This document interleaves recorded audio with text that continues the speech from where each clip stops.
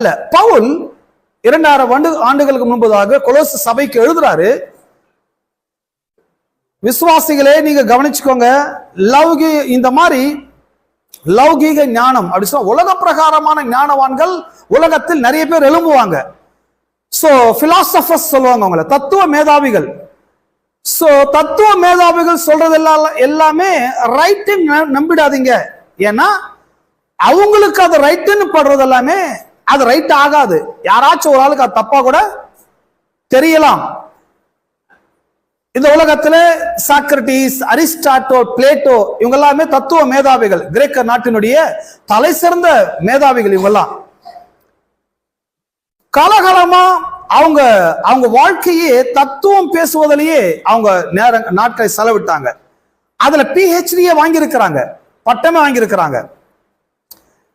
அப்போ இந்த உலகத்துல மக்கள் எதை கேட்டு நம்பி ஃபெயிலியர் ஆயிடுறாங்கன்னா, சிலருடைய தத்துவங்கள் சில மனிதனை கேட்க வைக்கிறது. அதே தத்துவத்தாலேயே அந்த மனுஷன் தோற்கடிக்கப்படவும் செயல்படுகிறது. அப்ப தத்துவம்னா என்ன? சிலர்லாம் பாருங்க, வீட்டுல ஈசி சேர்ல உட்கார்ந்து வாய்க்கு வந்தபடி பேசிட்டே இருப்பாங்க. தத்துவம் பேசுற பேச்சுல தத்துவமா பேசுவாங்க. எங்க கையில ஒண்ணு இல்லை, எல்லாம் ஆண்டவங்க இருக்குது, இது தத்துவமா?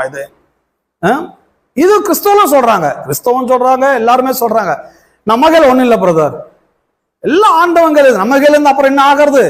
ஆமா பிரதர், கரெக்டா சொன்னீங்க. இது நம்புறதுக்கு 1000 பேர் இருக்கிறாங்க. ஆனா பைபிள் என்ன சொல்லுது? கட்டவும் கட்டவிழ்க்கவும் உங்களுக்கு அவர் அதிகாரம் கொடுக்கிறார். அப்போ இப்ப சொல்லுங்க, நம்ம கையில இருக்குதா இல்லையா? ஹலோ. அப்ப இந்த தத்துவம் என்ன செய்யறது? இந்த தத்துவம் ஃபெயிலியர். இப்படி தத்துவம் பேசுறவங்க பேசிட்டே தான் இருப்பாங்க, இப்படிப்பட்ட தத்துவத்தை நம்புறவன் நம்பிட்டே இருப்பாங்க. ஆனா கிறிஸ்தவர்களாகிய நீங்கள், தேவனை நம்பினவர்கள், தேவனை ஏற்றுக்கொண்டவர்கள், இப்படி உலக பிரகாரமான தத்துவங்களை கேட்டு ஏமாந்துடாதீங்க. நம்ம கையில ஒண்ணு இல்ல, எல்லா ஆண்டவங்களையும் சொல்றவன் இருப்பான், கரெக்ட்னு சொல்லிடாதீங்க. நீங்க புரிஞ்சுக்கணும், கட்டவும் கட்டவிழ்க்கவும் நான் உங்களுக்கு அதிகாரம் கொடுக்கிறேன். பிசாசுக்கு எதிர்த்து நில்லுங்கள், அப்பொழுது அவன் உங்களை விட்டு ஓடி போவான்.